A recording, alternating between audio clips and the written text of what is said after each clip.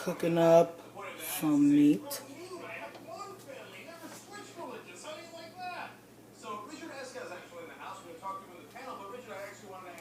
Got my sausage. What's that sausage? Well, I gotta tell you, I think he's reminding people that he's normal. As soon as he starts bringing up his wife, people start thinking about his private life and his religion. So I don't think I've actually already prepared my egg. There's my egg, my pepper, and my salt. Just sitting there ready to go in the pan. I find that if you do this before you put it in the pan, it just works out better. So now I'm waiting for the heat. You see this? The camera quality is pretty great. Can't lie.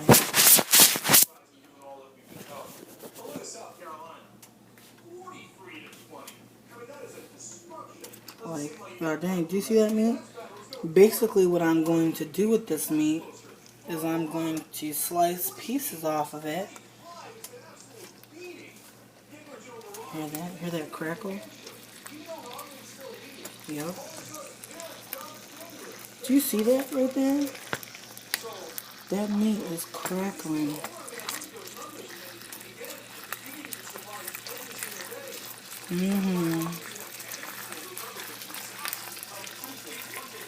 Got my nice slice of pork right there. That has actually been rubbed down with a sweet and savory mesquite rub.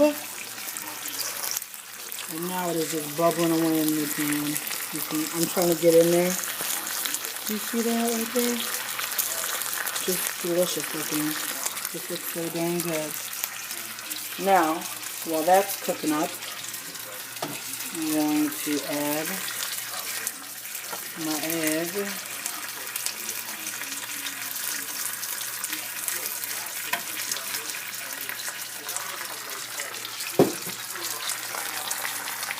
And I've already cooked the top side, so just waiting for these to cook on up together.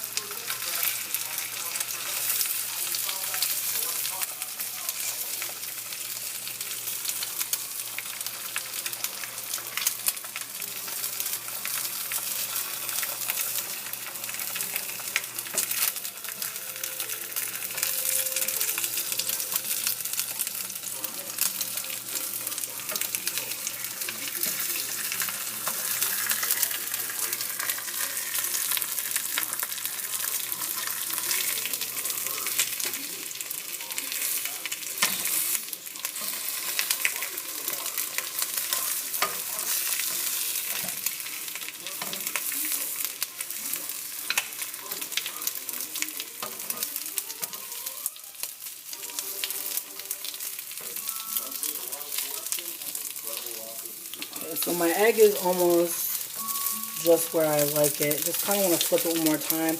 I don't really like for the yolk to be too runny.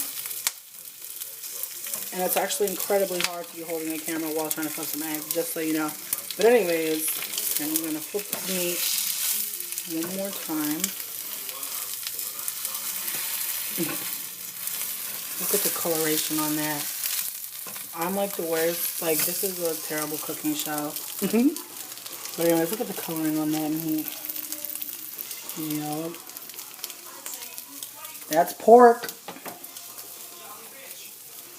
Actually, I have the oven off now. My next order of business, I'm going to take my potato bread. Are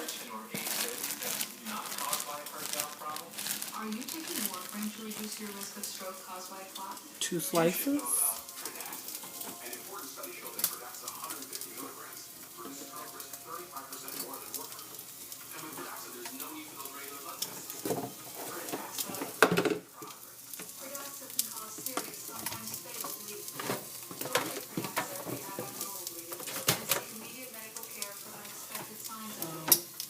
And now I'm heating up my bread.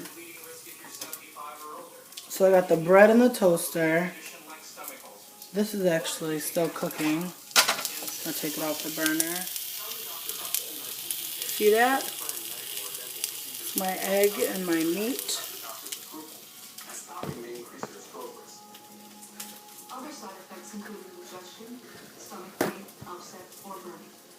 If you have a non-chronic heart valve problem, ask your doctor if that reduces your risk of a stroke.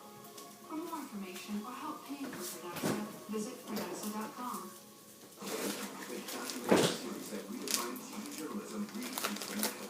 Wherever the story is, we will go there together. We dive deep into the topics that we cover. So this is some presidential brie. Is it that? Is it presidential? No. Belle étoile. Belle étoile? Belle étoile? I don't know what it's called. But this is some brie. What I'm going to do is I'm going to take some brie and I'm going to put it on.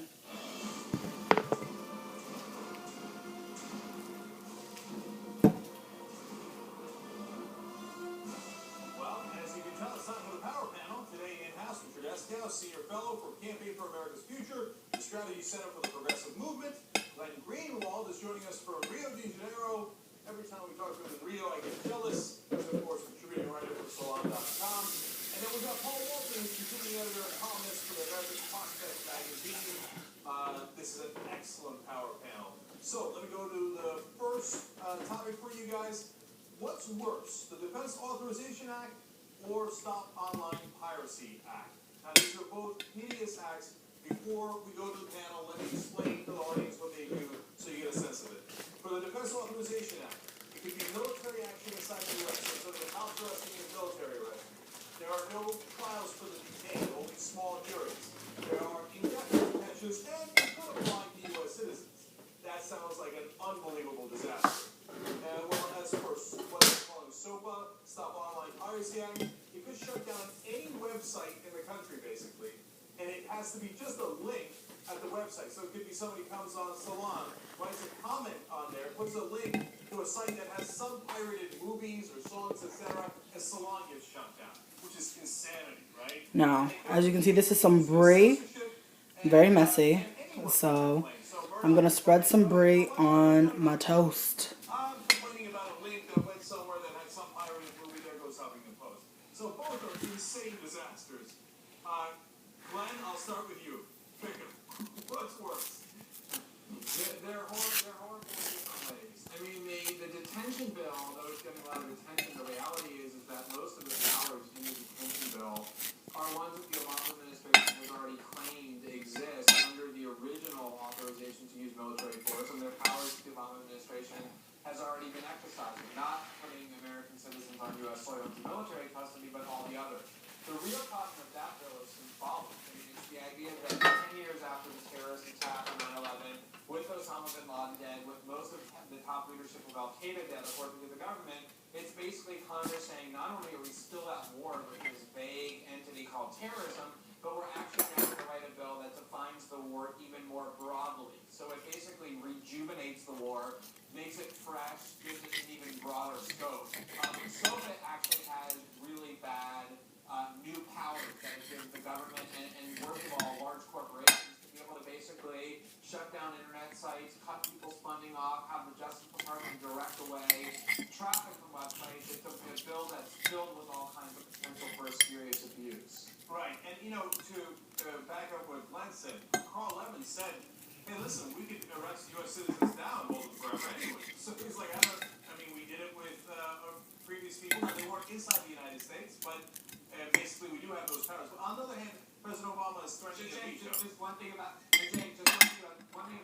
mean, As you can see, I got my pork, I got my egg, and then I got my brie. hold them in military custody. He did that for 3.5 years with Jose Padilla, who was arrested in Chicago and then put into a military brig with no charges at the time. And the last court ruling that was the Fourth Circuit that said that power was something that the president has in the war on terror.